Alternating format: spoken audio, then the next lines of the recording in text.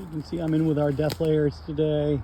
These two right here are two lemons that have introduced the flock this year. These girls that are in here are, in fact, their mother. And then let's find, where is he? Well, actually, she is their mother. Sorry, she is their mother. And then there you go. Ivan right there is their dad. So I get questions sometimes of why do I keep the silver right there in with the golds and why do I sell either chicks that are not 100% gold or eggs that aren't necessarily 100% gold and may be in fact lemon. And a lot of that has to do with this breed specifically. I am very against personally inline breeding, especially for the Deathlayers. The Deathlayers have been bred and bred and bred and bred within familial DNA for a long time. Line breeding has been a big part of keeping them sort of even just around. And so they've had some genetic problems over the years, and I'm really working at diversifying DNA. So none of our golds are either brother and sister, what's up buddy, father or daughter or anything like that. There's no familial relation with our Deathlayers. They've been acquired from several different sources across the United States, and we have two different roosters. So this is actually the last generation that we can actually get away with having two roosters.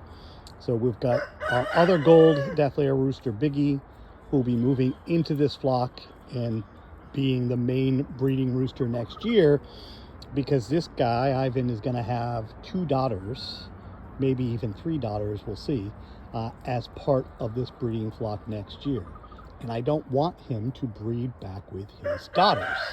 Just not something we do. And so introducing the silver gene into this pool is a way to keep DNA fresh, is a way to ensure that a lot of the good traits with this breed continue on. They may look a little different in their coloring.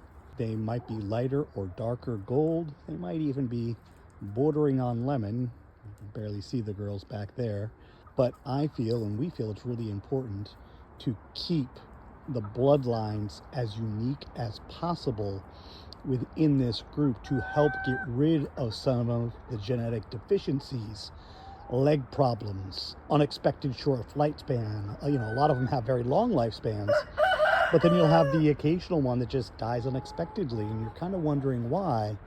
And some of that's attributed back to the genetic deficiencies that inbreeding has caused this breed specifically. And you can read more about this online. There are a lot of different Deathlayer forms that are out there. I say a lot, several that are out there.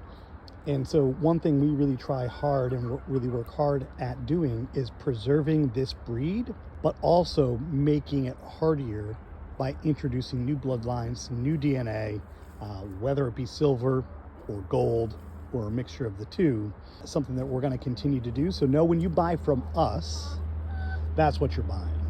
You're buying genetically and DNA wise, probably a diversified flock compared to some others, but you're not going to get necessarily 100% of what you're looking for. You will not get any pure silvers from us, at least not at this time.